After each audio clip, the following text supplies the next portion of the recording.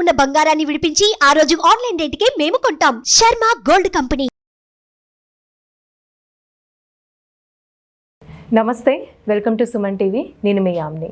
ప్రస్తుతం మనతో ఉన్నారు ప్రముఖ ఆధ్యాత్మికవేత్త, ప్రముఖ జ్యోతిష వాస్తు పండితులు గుండపుడి శివ సుధీర్ శర్మ గారు ఉన్నారు. గురుగారితో మాట్లాడి మనకు ఉన్న సందేహాలను అడిగి తెలుసుకుందాం. నమస్కారం గురుగారు. శ్రీమాత్రే నమః. శ్రీ గురుభ్యో నమః. గురుగారు, మనం ఇంట్లో ఎంత శుభ్రంగా ఉంచినా కూడా కొన్నిసార్లు ఎక్కువగా బల్లులు రావడం కానీ, అదేవిధంగా నల్ల చీమలు, ఎర్ర చీమలు వస్తూ ఉంటాయి.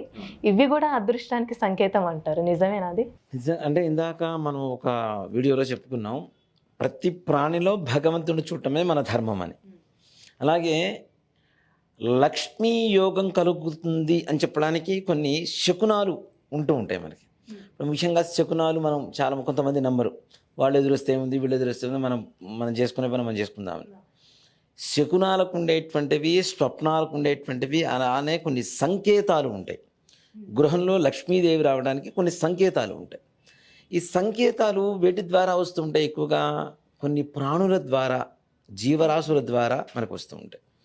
ఇప్పుడు ఇంట్లో చేపలను పెట్టుకుంటే వాటర్ ఫౌంటైన్ పెడతారు కదా, చిన్నది ఎక్వేరియం పెడతారు.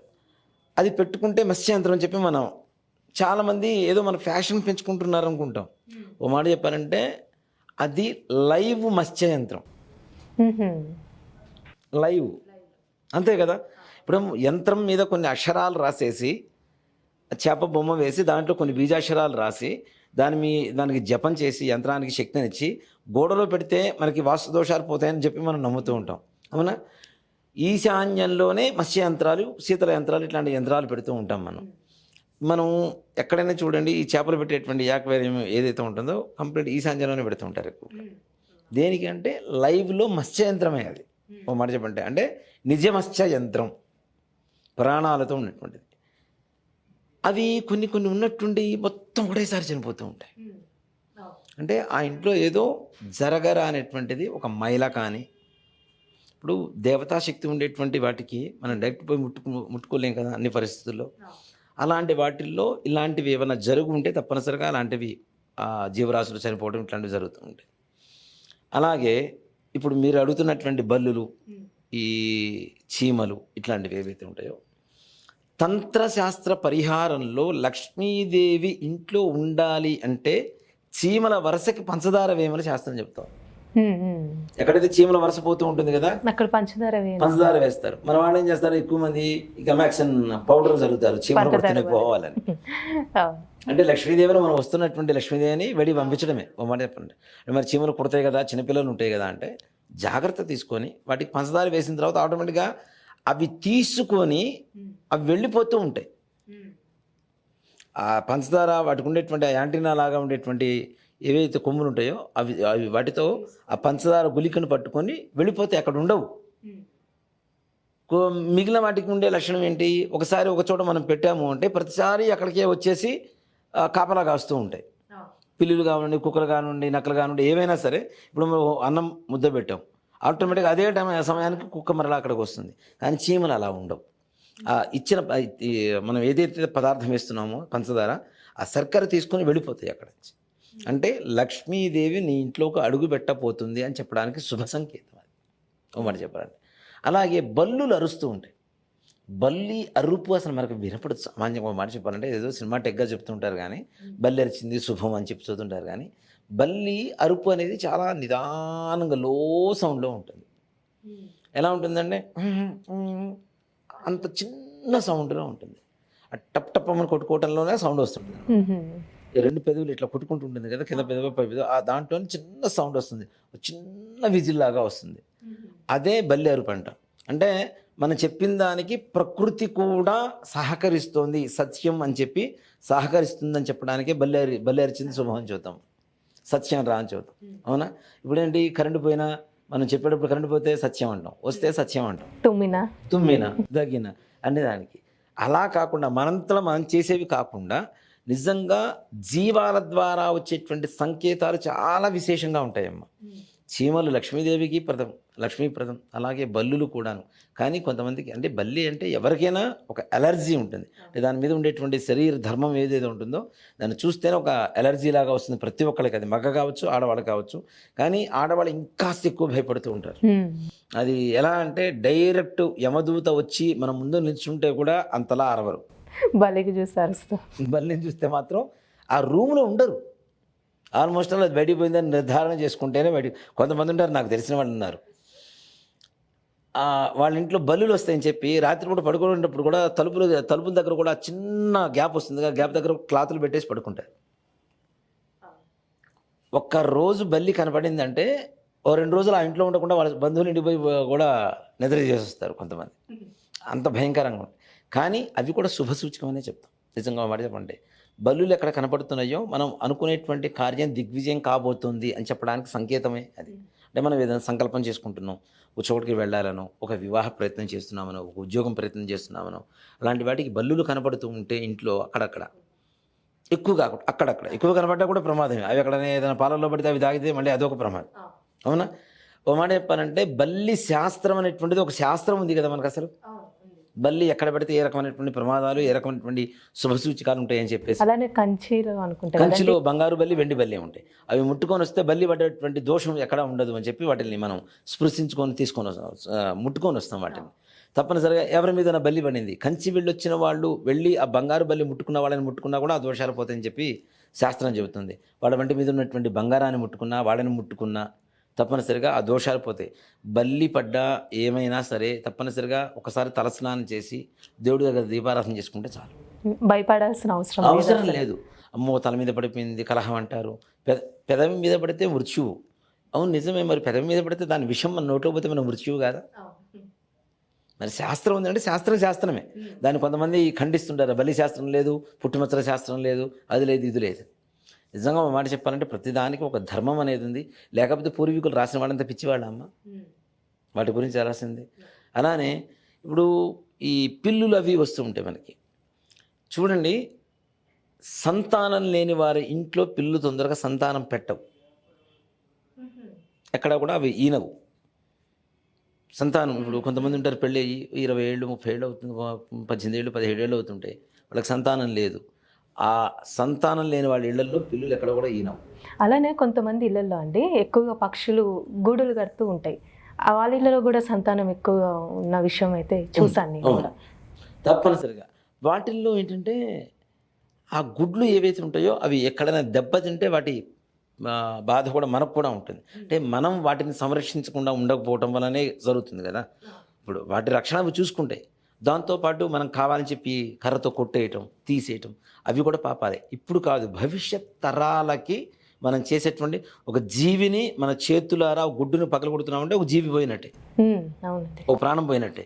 సో ఇవి భవిష్యత్ తరాలకి మనం అందించబోయేటువంటి పాపాల కింద లెక్కకు వస్తాయి. వాటిల్లో ముఖ్యంగా సర్పాలు. అది ఇంకా ఇంకా ఇంకా ఇంకా వంశం మొత్తం పట్టి పీడిస్తూనే ఉంటుంది సర్పదోషం అనేది. చాలామంది పొలాల్లో వాటిల్లో కొడుతూ ఉంటారు. నిజమే, అసలు పాము అనేది విషసర్పం కదా, దాన్ని కూడా పూజిస్తుంటాం కదా. అది కనపడితే ఎందుకు కొట్టాలి మనం? దాన్ని కొట్టకుండా ఉంటే దాని దారిన అది వెళ్ళిపోతుంటుంది.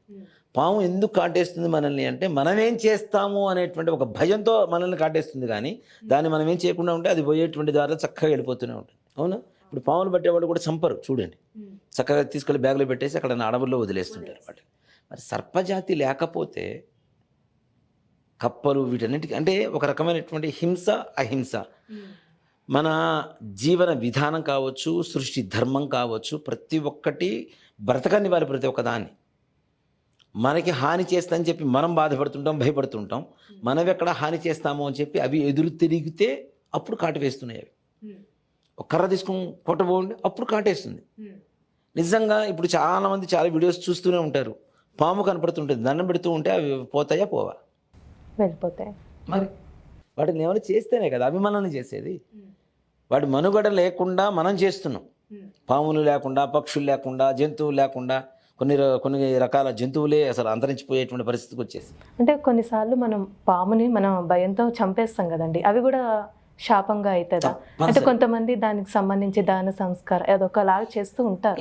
ఆ విధంగా నాన్న ఒకటి చెప్తాను, తప్పు చేయకూడదు, తప్పు చేసిన తర్వాత పరిహారాల కోసం వెతుక్కోవాల్సింది. ఏదేమైనా సరే ప్రాణం అయితే తీసాంగా, దాన్ని పాపం అయితే పోదు కదా. కుక్క, పిల్లి ఇట్లాంటివి చాలా ఘోరమైనటువంటి, నిజంగా అంటే ఒక కథ చెప్తాను అన్న, కథ కూడా కాదు, నిజంగా జరిగింది ఇది. ఒక ఊర్లో, మా అమ్మమ్మ గారి ఊరు, ఆ ఊరి పెద్ద ఆయన, వాళ్ళ బావిలో ఎండిపోయింది, బావి మొత్తం ఎండిపోయింది దాదాపుగా. ఒక పిల్లి దాంట్లో ఈనింది, పిల్లలు పెట్టినాయి. ఆయన ఆ పిల్లులన్నిటిని కూడా చంపించేశాడు. ఎట్లా అంటే దాంట్లో చెత్త వేసేసి మొత్తం తగలబెట్టించేశాడు. అయ్యో, అవి మొత్తం చనిపోయినాయి. ఆయనకి 18 మంది పిల్లలు పుట్టారు నాన్న. పుట్టడం పిల్లిలాగా అరవటం, చనిపోవడం, పుట్టడం పిల్లిలాగా అరవటం, చనిపోవడం, ఇలా 18 మంది. ఇవాళ రోజున వాళ్ళ వంశం లేదు, మొత్తం నిర్వంశం అయిపోయింది ఆ వంశం మొత్తం. ఎంత పాపం చూడండి. అందుకనే మనం పిల్లిని చంపిన పాపం, అసలు అసహ్యమైనటువంటి పదార్థాలు తిన్నా పోదు అని చెప్తారు, మనం తిన్నా పోదు అని చెప్తారు. కుక్కను చంపిన పాపం గుడి కట్టించినా పోదు అని చెప్తారు. వీటన్నిటికంటే ఇంకా పాపం ఏమిటి అంటే సర్పం, జంతువులు. ఇవి కూడా శుభ సూచికాన్ని ఇస్తుంటాయి. ఇప్పుడు కొంతమంది చూడండి, అడవిలో ఎవడో పడుకొని ఉంటాడు, వర్షం పడుతూ ఉంటుంది, పాము పడగబడుతుంది, పాము పడగబడుతుంది. అలా పడగ పట్టడం అంటూ ఎవరికైనా జరిగింది అంటే వాడిని ప్రపంచంలో ఆపగలిగినటువంటి శక్తి ఎక్కడ పుట్టలేదనే చెప్పాలి. పాము పడగెత్తితే వాడు కోట్లకు పడగెత్తుతాడని శాస్త్రం. ఒక మాట కూడా అంటారు కదండి ఈ విధంగా. అలాగే మనకి ఇప్పుడు శృంగేరి ఉంది నాన్న. శృంగేరిలో శంకర మఠం, ఆదిశంకరాచార్య స్వామి వారు అక్కడ శారదాంబ వారిని ప్రతిష్ఠ చేసి ఒక శంకర మఠం నిర్మించడానికి కూడా గల కారణం అదే. వర్షాకాలంలో వర్షం పడుతూ ఉంటే శంకరాచార్య స్వామి వారు అటు వెళుతూ ఉంటే, కప్ప తడుస్తూ ఉంటే పాము పడగెత్తి దానికి కాపలా కాసింది, దాన్ని తడవకుండా. అక్కడ అంటే అసలు పాము కప్ప కనబడితే తినేస్తుంది, అవునా? అలాంటి కప్పకి పాము పడగబడుతూ ఉంది. అక్కడ ధర్మం 4 పాదాల మీద నడుస్తుంది ఇక్కడ అని చెప్పి అక్కడ శంకర మఠాన్ని స్థాపించడం జరిగింది ఆదిశంకరాచార్య స్వామి వారు.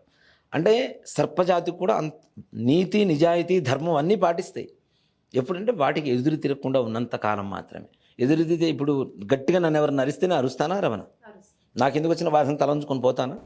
ఉండరు కదా. మరి మనిషివి అన్నీ తెలిసినటువంటి జ్ఞానం ఉన్నటువంటి నువ్వే అలా చేస్తే, కొన్ని జ్ఞానాలు మాత్రమే ఉండేటువంటి అవి మాత్రం ఎలా ఉంటాయి చెప్పండి? దీంట్లో పాముల్లో కూడా చాలా రకాలు ఉంటాయి. నాగుపాము అందరూ చూస్తుంటారు ఇంత పొడవు ఉందని. నాగుపాము ఎప్పుడూ కూడాను మహా అయితే అడుగు మించి ఉండదు, గుర్తుపెట్టుకోండి. ఈ చూపించేది నాగుపాము, దండం పెట్టుకోండి, అది చేసుకోండి, ఇవన్నీ చాలా చెప్తుంటారు. ఇవి కాదు. నాగుపాము అనేటువంటిది, నాగేంద్రుడు అనేటువంటిది ఇంతకు మించి ఒక అడుగు మించి ఎక్కడ ఉండదు. అది వెళుతుంది అంటే అక్కడ మొత్తం దాదాపు ఒక 15-20 ఎకరాల స్థలం వరకు మొత్తం కూడాను సుగంధ పరిమళాల వాసన వెదజల్లుతూ ఉంటుంది నాగుపాము వెళ్తూ ఉంటే. అంతేగాని మిగిలిన ఈ త్రాసు పాములు, కట్ల పాములు ఇవన్నీ కూడా ఇవి కావు మాట చెప్పండి. నాగేంద్రుడు అంటే చిన్నగానే ఉంటుంది, పెద్దగా ఉండదు. అలాంటివి సందర్శించడం అనేది ఇప్పుడు జరిగేటువంటి పరిస్థితుల్లో అసాధ్యమైనటువంటి పని. కాబట్టి పాము ఇంటి ముందుకు వచ్చి ఇట్లా బుసలు కొట్టేసి చూసేసి వెళ్ళిపోతుంటుంది. అది కూడా తప్పనిసరిగా నీ ఇంట్లోకి మహావిష్ణువు లక్ష్మీ సమేతంగా ప్రవేశిస్తున్నాడని చెప్పడానికి ఒక నిదర్శనం, ఈశ్వర అనుగ్రహం కలుగుతుందని చెప్పడానికి ఒక నిదర్శనం. ఇందాక చీమల గురించి చెప్పుకున్నాం, బలుల గురించి చెప్పుకున్నాం, పిల్లుల గురించి చెప్పుకున్నాం. అందుకని చూడండి, ఈ ఇందాక మనం చెప్పుకున్నట్టుగా పిల్లులు సంతానం లేని వాళ్ళ ఇళ్లలో ఎక్కడ ఈనవు. పొరపాటున ఈనిందా ఆ వంశం వృద్ధి ఎక్కడ ఆపడానికి కూడా ఎవరికీ తరం కాదు.